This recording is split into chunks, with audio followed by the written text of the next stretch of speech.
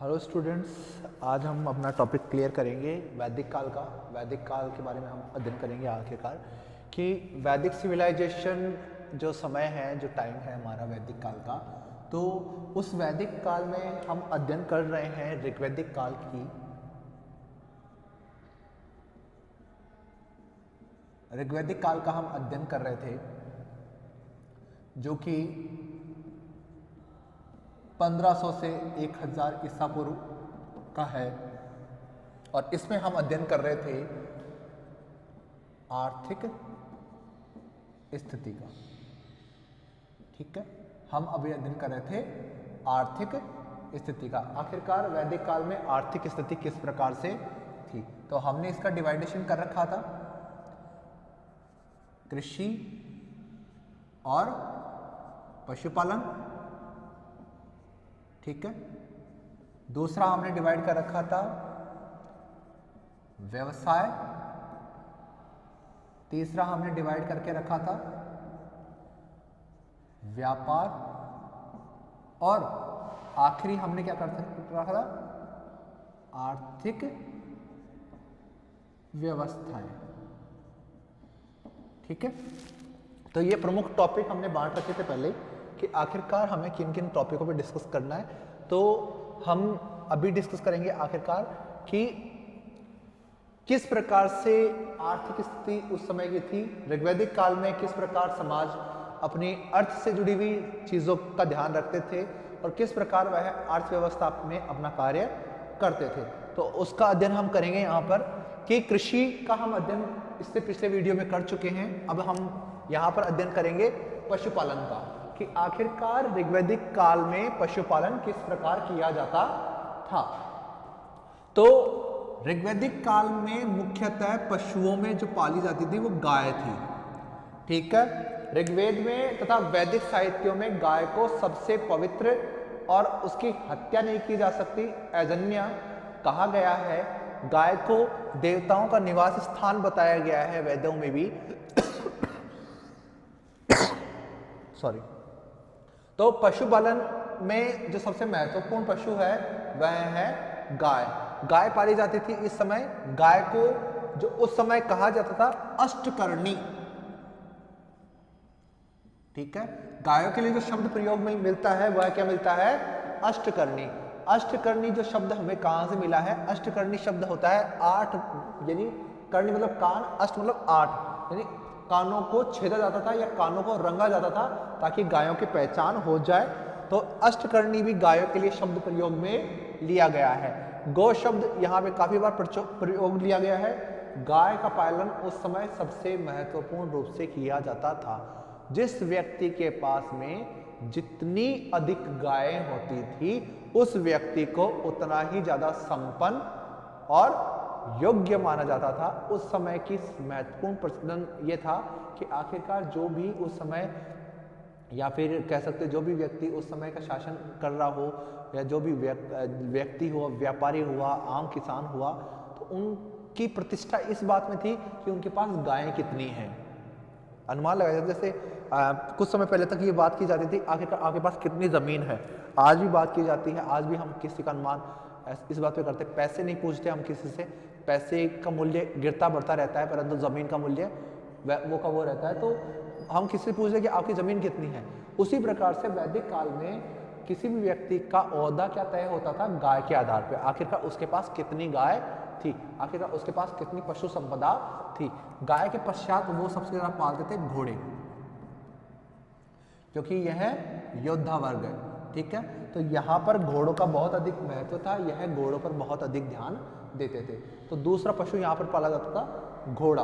तो घोड़ा उस समय का सबसे महत्वपूर्ण पशु माना जाता है, जिसका पालन उस समय सबसे अधिक रूप से किया जाता था। घोड़े का पालन होने के पश्चात अब क्या है, भेड़, बकरी इत्यादि का भी पालन किया जाता। भेड़ बकरी का पालन हो गया, गाय का हो गया, घोड़े का हो गया। तो इनका पालन मुख्य रूप से किया जाता था उस समय। इन पशुओं का मुख्य रूप से पालन किया जाता था। अब इसके पश्चात जो और पशु पाले जाते थे तो उन पशुओं का नाम क्या क्या है। तो उस समय देखो सुअर भी पाले जाते थे, मुख्य रूप से खरगोश हुआ, मुर्गा हुआ इत्यादि पशु पक्षी पाले जाते थे, परंतु यह किससे नहीं जानते थे? अनभिज्ञ। अनभिज्ञ किससे थे? यह अनभिज्ञ थे हाथी से। ठीक है, वेदों में हमें हाथी का उल्लेख मुख्य रूप से नहीं मिलता है। तो ऋग्वेदिक जो आर्य हैं वह हाथी से अनभिज्ञ थे, उन्हें हाथियों के बारे में पता नहीं था। मुख्य रूप से वह गाय ही पाला करते थे, घोड़े, भेड़, बकरी इत्यादि का वह पालन किया करते थे। ठीक है, तो यह हमारा पॉइंट कंप्लीट हो चुका है। अब हम आगे डिस्कस करते हैं कि आखिरकार व्यवसाय कौन कौन से करते थे। जो सेकंड पॉइंट हमारा कृषि पशुपालन तो हमारा कंप्लीट हो चुका है। अब हम डिस्कस करेंगे कि ऋग्वैदिक काल में व्यवसाय किस प्रकार से प्रचलित थे। तो ऋग्वेद में बहुत से तरह के व्यवसाय प्रचलित थे, यानी कई तरह के व्यवसाय होते हैं जो, जैसे हम कह सकते हैं कि सैनिक का काम करते थे, तो सैनिक के लिए वर्ड मिला है सेनानी। ठीक है, सैनिक के लिए वर्ड कौन सा मिला है? सेनानी। तो सेनानी कौन होता था? सैनिक होता था। ठीक है, तो ये हमें वर्ड मिला है। फिर इसके अलावा जो हम कहें कि राजन, जो राजा होता था वह भी तो एक पद पर कार्यरत कर रहा था, तो वह होता था, पुरोहित होता था, उसे कहते थे दूत। दूत हुआ, पुरोहित हुआ, ये पद थे, वे काम थे उनके, ये करते थे उस समय। तो यह प्रमुख काम हुआ। फिर जो कह सकते हो हम इनके दूत हो गए, ये सेनानी हो गए।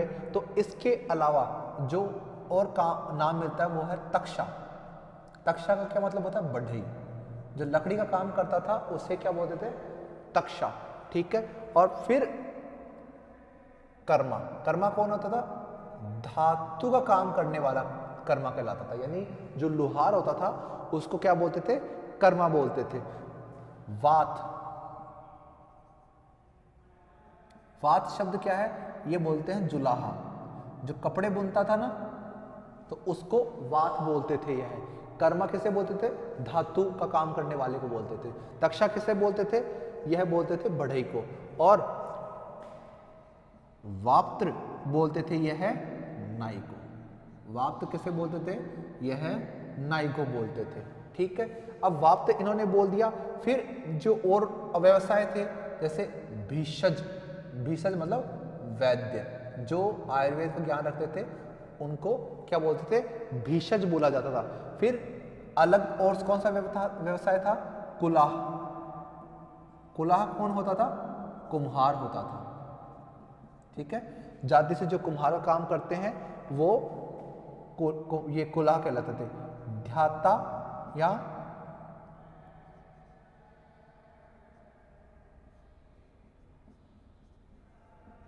द्रविता। ठीक है, ध्याता या द्रविता, ये कौन है? धातु गलाने वाला।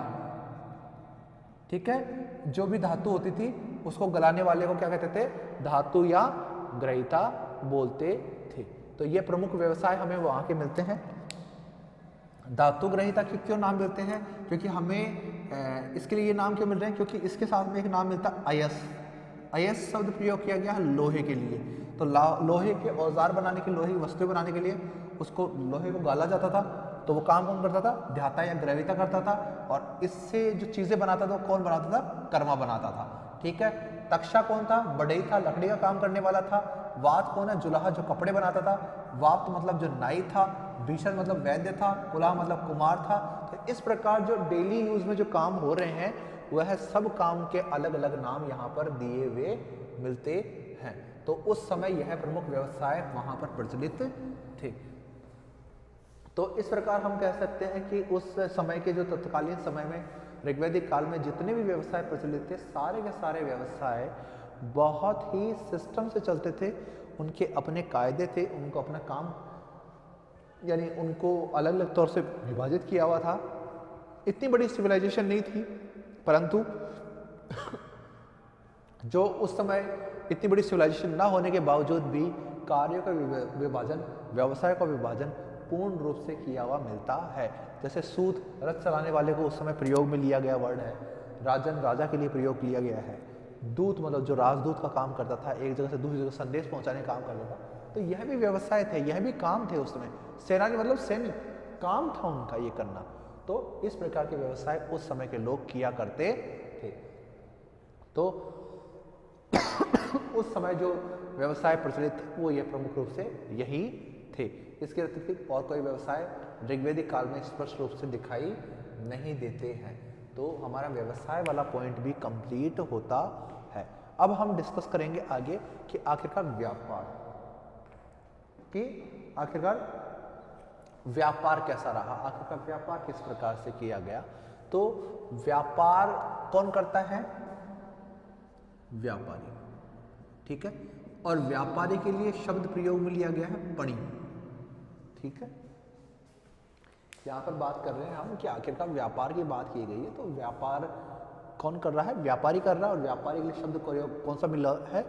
पणि। तो पणि क्या करता था? व्यापार करता था। अब व्यापार किस प्रकार से करता था व्यापारी? वह वस्तुएं खरीदता था और उसे एक स्थान से खरीदकर दूसरे स्थान तक बेचने का काम करता था।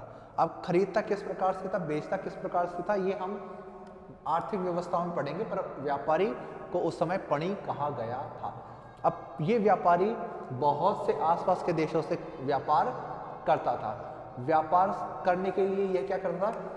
स्थल मार्ग के साथ साथ में जल मार्ग का भी प्रयोग करता था। स्थल मार्ग प्लस जल मार्ग का भी प्रयोग यह करते थे।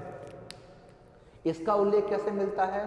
कि उल्लेख हमें यहाँ पर ऋग्वेद में मिलता है। ऋग्वेद में वर्णन मिलता है 100 पतवारों वाली नाव, यानी 100 पतवार मतलब 100 जो चप्पू होते हैं चलाने वाले पतवार होती हैं, उनको चलाने वाले 100 लोग एक साथ मिलकर चलाएं, इतनी बड़ी नाव का उल्लेख हमें ऋग्वेद में मिलता है। तो इस प्रकार यह पता चलता है कि आखिरकार बड़ी बड़ी नावें थी जिनके साथ व्यापार किया जाता था, सामान लादकर एक स्थान से दूसरे स्थान तक पहुंचाया जाता था। तो इस प्रकार उस समय की नाव व्यवस्था का भी उल्लेख यहाँ पर मिलता है, नाविकों का उल्लेख मिलता है। और इसके लिए कुछ एक बार ही उल्लेख नहीं मिला है नाविकों का, तो बार बार उल्लेख मिला है ऋग्वेद में। तो इस प्रकार उस समय के व्यापारी को पणि कहा जाता था। स्थल और जल मार्ग के माध्यम से यह व्यापार करते थे। मुख्यतः यह जो गरम मसाले होते थे, अनाज होते थे, बहुमूल्य जो वस्तुएं होती थी, उनका आदान प्रदान करते थे। उस तरीके से वो एक जगह से कोई चीज़ खरीदकर दूसरी जगह तक ले जाने का काम भी करते थे। तो हम क्या है कि एक कह सकते हैं कि उस समय का व्यापार इतना ज़्यादा समृद्ध नहीं था, परंतु ऋग्वेदिक काल में कृषि पशुपालन के पश्चात अगर ज़्यादातर लोग जो इन्वॉल्व थे वो व्यापारी के तौर पे ही कार्य करते थे। अब हम बात करते हैं आर्थिक व्यवस्थाओं की, ठीक है। तो हम अब आर्थिक व्यवस्थाओं के बारे में चर्चा करते हैं। आखिरकार ऋग्वेदिक काल में आर्थिक व्यवस्थाएं किस प्रकार से थी? तो पहली व्यवस्था थी कि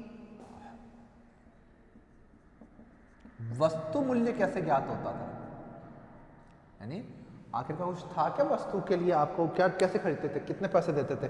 तो क्या उस समय मुद्रा प्रचलित थी वस्तु मूल्य के तौर पे? क्या वहां पे मुद्रा थी? नहीं, उस समय वस्तु मूल्य के तौर पे कोई भी प्रकार की मुद्रा प्रचलित नहीं थी, यानी उस समय पैसे से लेन देन नहीं होता था। तो यह बात यहाँ पे हमारी क्लियर होती है कि उस समय वहाँ पर वस्तु का एक तरह से कह सकते एक्सचेंज नहीं किया जाता था, ठीक है। पहली चीज़ आपकी क्लियर हो गई है कि आखिरकार उस समय मुद्रा प्रचलित नहीं थी। तो व्यापार कैसे करते थे फिर? विनिमय व्यवस्था, ठीक है, विनिमय व्यवस्था। तो उस समय जो है कि विनिमय व्यवस्था प्रचलित थी कि उस समय जो ऋग्वेदिक काल के लोग थे वह वस्तुओं को आपस में बदलते थे। अब ये विनिमय व्यवस्था वस्तुओं का लेन देन ही नहीं होता था। जैसे कि ऋग्वेद में मंत्र मिलता है कि जो व्यापारी होता है ना, वह पशुओं को चोरने वाला होता है, पशुओं का चोर होता है। वह क्यों कहा गया? क्योंकि वो वस्तु अगर कोई प्रदान करता था तो उसके बदले वो पशु ले लेता था। ये पशु तो हर जगह, यानी गाय लेता था मुख्यतः।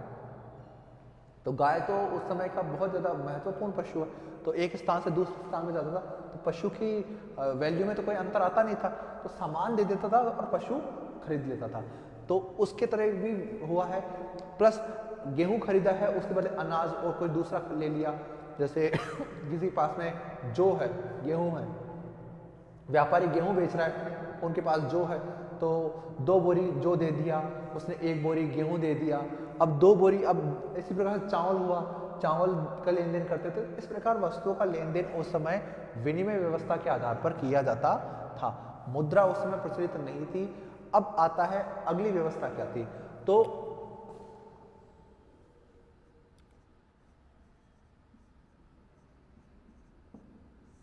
ऋग्वेद में एक शब्द मिला वेकनाट। वेकनाट कौन होता है? सूदखोर होता है,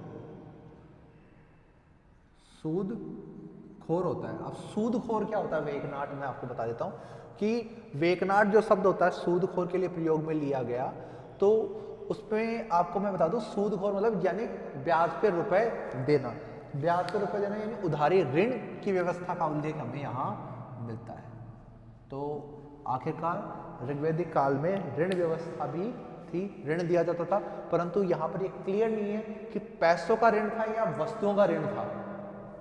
आखिरकार अगर ऋण के तौर पे कोई पशु प्रदान कर दिए गए हो कि ये पशु ले जा, मेरे को फिर बाद में ना, मैं तेरे को 10 गाय दे रहा हूँ, मुझे बाद में ब्याज सहित 11 गायें चाहिए, ऐसे भी हो सकता है। परंतु कह नहीं सकते कि उसमें वो कोई पैसा भी प्रचलित था।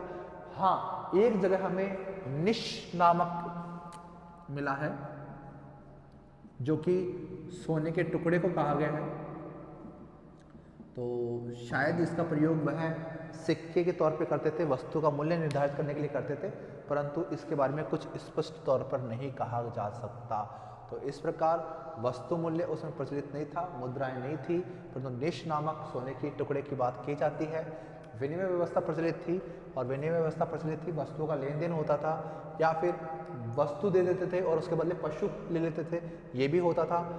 वेकनाट उस समय का शब्द मिलता है जो सूदखोरों के लिए यानी ऋण देने वालों के लिए प्रयोग में हुआ है। अब हम बात करते हैं उस समय मापतोल। तो हाँ, उस समय मापतोल पद्धति प्रचलित थी। आखिरकार किसी वस्तु को तोलकर उसका अनुमान लगाकर उसकी बिक्री की जाती थी। कपड़े को भी नाप कर ही बेचा जाता था, इसी तरह से अंदाजे के अनुसार वो कार्य नहीं करते थे। तो मापतोल व्यवस्था उस समय प्रचलित थी। अब हम बात करते हैं ऋग्वैदिक काल की राजनैतिक स्थिति।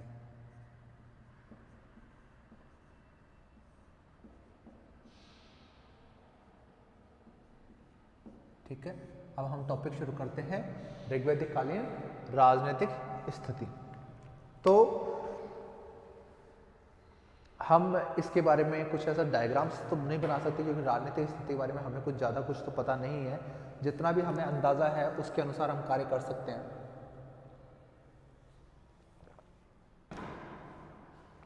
तो ऋग्वैदिक कालीन राजनीतिक स्थिति की चर्चा करते हैं, आखिरकार उस समय का राजनीतिक जीवन किस प्रकार का था। तो अब उस समय जो राजा है, उस समय का जो शासक है, वह किस प्रकार शासन करता था, किस प्रकार की उनकी व्यवस्थाएं थी, उसका अध्ययन हम यहाँ पर करेंगे। तो ऋग्वैदिक कालीन राजनीतिक स्थिति की हम चर्चा करते हैं। आखिरकार ऋग्वैदिक कालीन राजनीतिक स्थिति किस प्रकार की थी, तो हम पहली बात करते हैं आखिरकार राज्य की। आखिरकार राज्य था या नहीं था। तो पहली बात करते हैं कि राज्य था या नहीं था। तो पहली बात तो यहाँ पर क्लियर करनी है कि आखिरकार कि कबीला व्यवस्था थी। ऋग्वैदिक काल में कबीला व्यवस्था थी, कबीले में लोग रहते थे, कोई स्थायी तौर पे उनका यानी रहना नहीं था। तो आखिरकार उनको किस तरीके से कंट्रोल करना था, आखिरकार किस प्रकार से उन पे शासन करना था, तो यह आवश्यक है कि आखिरकार इसको किस प्रकार हम डिस्कस कर सकते हैं। तो कबीला व्यवस्था के लिए हम बात करते हैं। कबीला व्यवस्था थी, परंतु राज्य यानी था उस समय, यानी हम कह सकते हैं उस समय राज्य की स्थिति थी। क्या मिलता है इस समय, यह वर्णन मिलता है कि आखिरकार राज्य का निर्माण हो चुका था। और राज्य के लिए जो शब्द प्रयोग में मिलता है वो मिलता है जन।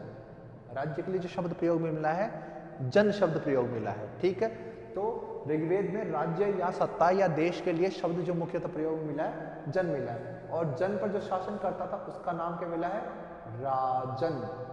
ठीक है, राजन, राजन शब्द प्रयोग में मिला है जो जन पर शासन करता था।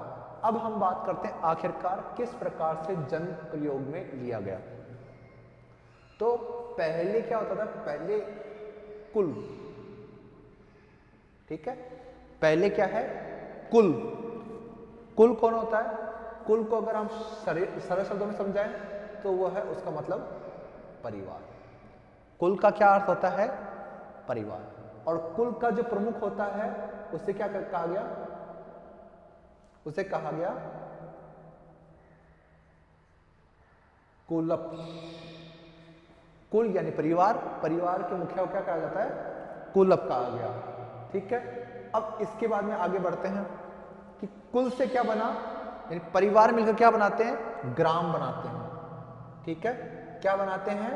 ग्राम। यानी कई परिवार, जैसे हम एक परिवार कैसे बनता है, कुल कैसे बनता है? आखिरकार हमारे मम्मी पापा हुए, चाचा ताऊ सब मिलकर यह कुल का निर्माण करते हैं। तो आखिरकार फिर हम क्या करते हैं, हम किस प्रकार से उनसे जुड़ते हैं? तो वह क्या होता है कि हमारा उनके साथ रक्त संबंध होता है, और रक्त संबंध होने के कारण ही हम उनके परिवार के सदस्य हैं। तो रक्त संबंध होने के कारण हम कुल है, या फिर हमारे से उनके साथ संबंध होने के कारण हम उनके कुल के भाग हैं, अर्थात हम उनका परिवार हैं। और इस परिवार का जो सदस्य हम सभी हैं, तो इसके जो मुखिया है उसको क्या बोलते हैं? कुलप बोला गया। अब कई कुल मिलकर क्या बनाते हैं? ग्राम। और ग्राम का जो होता है उसे ग्रामणी कहते हैं। ठीक है, ग्राम के प्रमुख को क्या कहा गया? ग्रामणी कहा गया। जिसे हम आज सरल भाषा में कहें, ग्राम मतलब गांव, गांव का मुखिया सरपंच, तो उस तरीके से उस समय शब्द में प्रयोग मिल रहा है ग्रामणी। अब कई ग्राम मिलकर क्या बनाते हैं? आखिरकार कई ग्राम मिलकर आखिरकार आगे क्या बनाएंगे? तो कई ग्राम मिलकर आगे बनाया उन्होंने विष। ठीक है, विष, विष बनाया। विष एक तरह से कह सकते हो आप जिला बोल सकते हो। और विष के प्रमुख कौन होते हैं? विषपति। ठीक है, विष के प्रमुख को क्या कहा जाता है? विषपति कहा जाता है। तो यह हो गया हमारा यहाँ पे कि आखिरकार कुल से क्या बने? ग्राम, ग्राम से बना विष, और अब विष से क्या बनेगा? जन। ठीक है, जन मतलब राज्य, और जन का कौन शासक होता है? राजन। ठीक है, तो इस प्रकार यह हमारी टेबल कंप्लीट होती है। कुल मतलब परिवार, उससे का जो मुखिया होता है कुलप कहलाता है। ग्राम जो गांव होता है उसका अध्यक्ष ग्रामणी कहलाता है, जिसे सरपंच कह सकते हैं। विष जो जिला होता है एक तरह का, तो उसके प्रमुख क्या होता है? विषपति। एक तरह से कह सकते, कहीं आप कलेक्टर कह सकते हो उस समय का। जन मतलब राज्य, राज्य मतलब वहाँ का शासक, राजन। तो इस प्रकार यह कहा गया है। तो अब बात की गई कि आखिरकार ये है कि यहाँ पर कुल या परिवार जो होता है उसका जो कुलप है वह कौन होता है? बड़ा होता है। तो यह कह सकते हो, एक तरह से कह सकते हो पारिवारिक मसला है। तो यह उसकी आयु के अनुसार उसे यह पद प्राप्त हुआ। परंतु ग्रामणी का पद कैसे मिलता था? गांव का मुखिया कैसे बनता था? यह भी बुजुर्ग होता था। ठीक है, मुख्यतः जो बड़ा होता था, बुजुर्ग होता था, उससे ये पद देते थे। ठीक है, अब विषपति, अब विषपति का चयन कौन करता है? था? तो विषपति को नियुक्त करता है राजा। ठीक है, विषपति को नियुक्त कौन करता था? राजा। अब राजा विषपति को नियुक्त कर रहा है। अब राजा कैसे नियुक्त हो रहा है? ठीक है, हमने विषपति को बता दिया, विषपति को राजा नियुक्त करता है। ग्राम के मुख्यतः बुजुर्ग होते हैं, और कुलप घर का बड़ा होता है।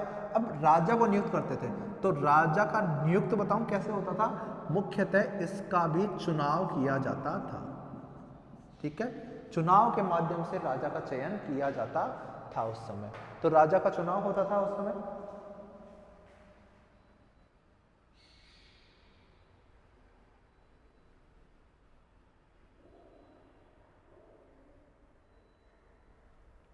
अब इसके आगे हम चर्चा करते हैं। आखिरकार चुनाव हो चुका है, राजा का चुनाव हो चुका है।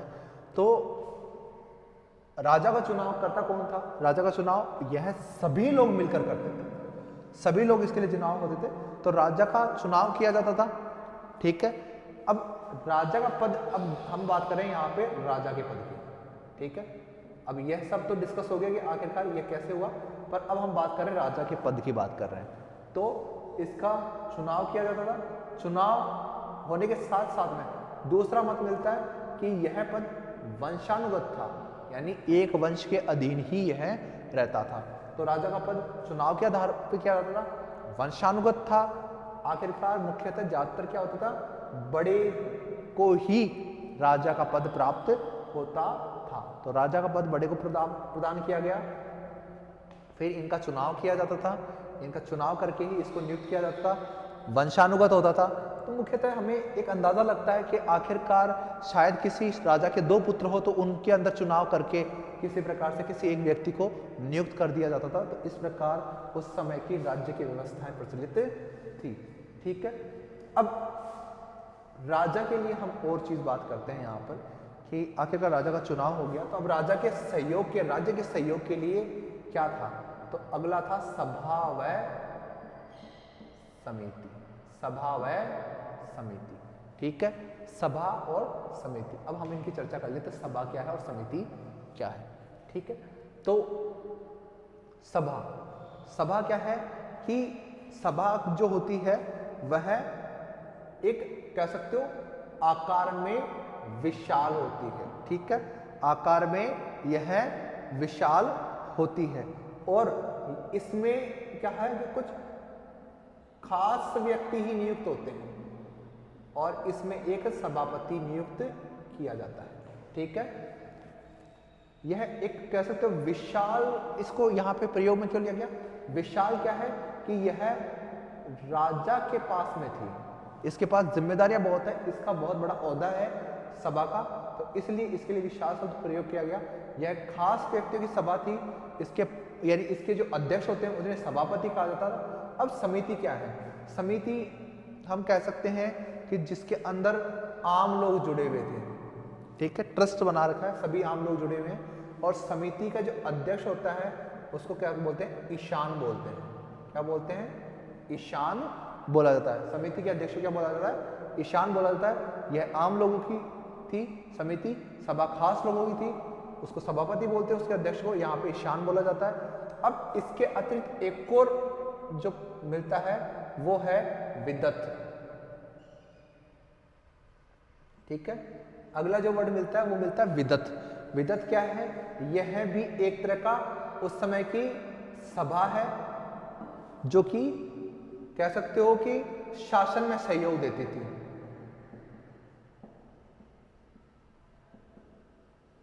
मुख्यतः विदत, और इसमें स्त्रियां भी शामिल होती थी। ठीक है, सभा समिति में भी स्त्रियां शामिल होती थी।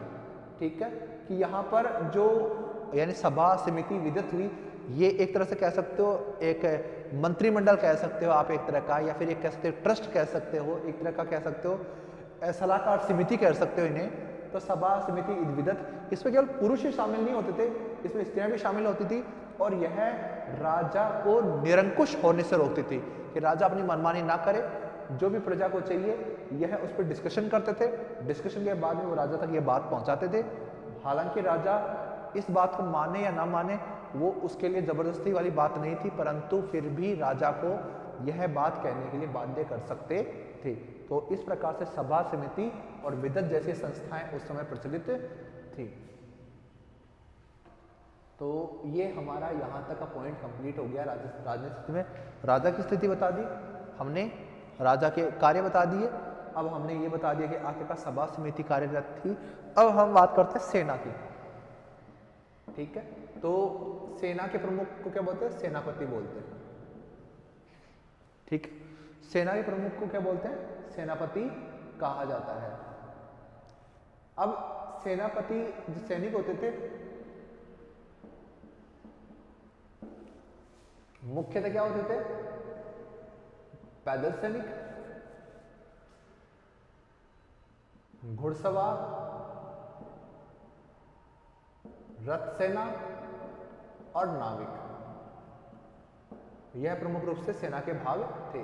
नाविक यानी नौसेना भी थी उस समय, रथ सेना भी थी घुड़सवार भी थे और पैदल भी थे। तो इस प्रकार सेना का विभाजन उस समय किया हुआ था और सेना के प्रधान क्या बोलते हैं? सेनापति बोलते हैं। और सेनापति किसके अंडर काम कर रहा है? सेनापति काम कर रहा है राजा के अधीन। अब अन्य अधिकारी कौन है? ठीक है, अन्य अधिकारी, ठीक है।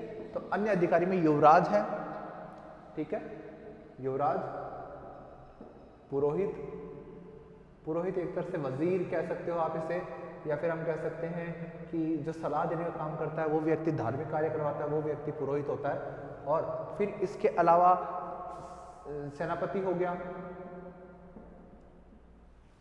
फिर हम इसमें सूत जोड़ सकते हैं, जो रथकार होता था उससे, वो एक प्रमुख अधिकारी होता था। तो सूत, सेनानी, युवराज, पुरोहित और महिषी, महिषी शब्द का भी उल्लेख मिला है जो कि रानी के लिए प्रयोग में किया गया है। तो उससे भी एक तरह से राजनीतिक अधिकार प्राप्त थे। तो यह हमारे उस समय की बात हुई।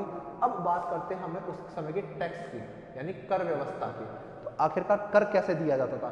तो राजा कोई स्पष्ट तौर से प्रजा से कोई कर नहीं लेता था, प्रजा अपनी इच्छा अनुसार उस समय राजा को कर प्रदान करती थी।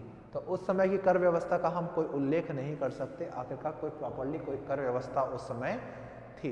तो टैक्स स्पष्ट रूप से उस समय नहीं लिया जाता था, टैक्स के लिए कोई भी हमें ऐसा लिखित साक्ष्य नहीं मिलता, आखिरकार उनसे टैक्स वसूला जाता है।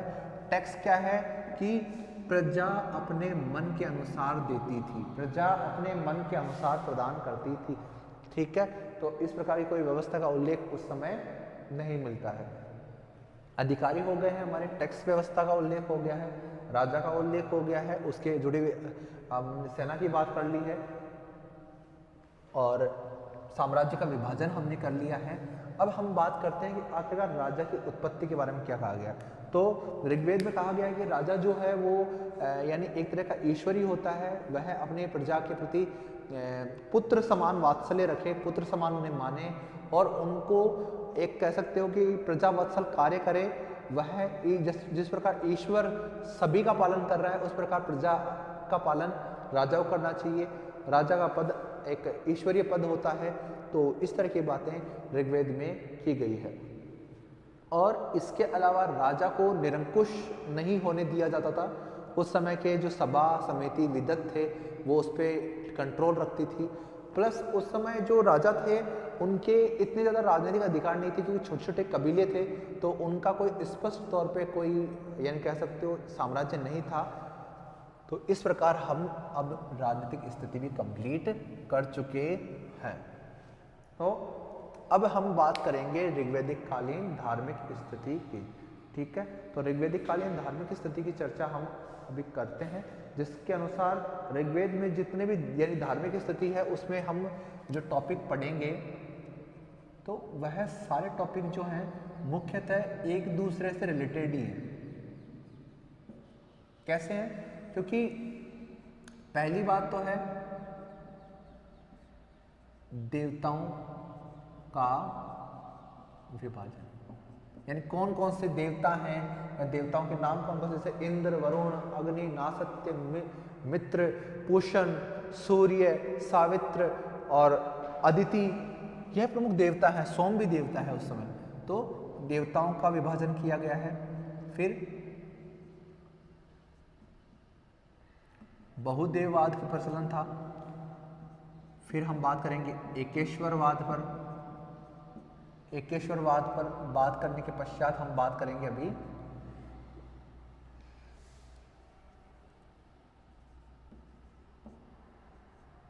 यज्ञ प्रधान, यानी यज्ञ किए जाते थे देवताओं को प्रसन्न करने के लिए। और यज्ञ करने के बाद में हमारे पास जो है वो अगला काम क्या मिलता है कि देवताओं का विभाजन करने के पश्चात यहाँ पे देवताओं का एकेश्वरवाद हो गया, बहुदेववाद हो गया, यज्ञ हो गया। तो उससे जुड़ी हुई हमें यानी कर्मकांड भी यहाँ पर डिस्कस करने होंगे कि आखिरकार देवताओं से जुड़े हुए कर्मकांड कौन कौन से थे। तो इन सब का चलन हम करेंगे, जिसमें देवताओं का विभाजन बताया गया कि ऋग्वेद में 33 देवताओं का उल्लेख मिलता है, जिसमें उनका अलग अलग रूप में विभाजन मिलता है। देवता का विभाजन अलग अलग रूप में किस प्रकार से मिलता है, जैसे कि उनका एक विभाजन ये मिलता है कि वह धरती के निवासी हैं। दूसरे कुछ देवता हैं जिनको आकाश का निवासी बताया गया है। तीसरे प्रकार के देवता हैं जो अंतरिक्ष में निवास करते हैं। ठीक है, अब बहुदेववाद मतलब यानी 33 प्रकार के देवता, यानी एक देवता नहीं है, बहुत से देवताओं का उल्लेख है, तो वो बहुदेववाद वाली परंपरा है। फिर हम बात करते हैं एकेश्वरवाद, यानी फिर हम विराट पुरुष वाली अवधारणा यहाँ पे डिस्कस करेंगे। विराट पुरुष में ये बताया गया कि सभी एक से ही उत्पन्न हुए, एक ब्रह्म की अवधारणा है। फिर यज्ञ किया जाता है, यज्ञ प्रधान और स्तुति प्रधान।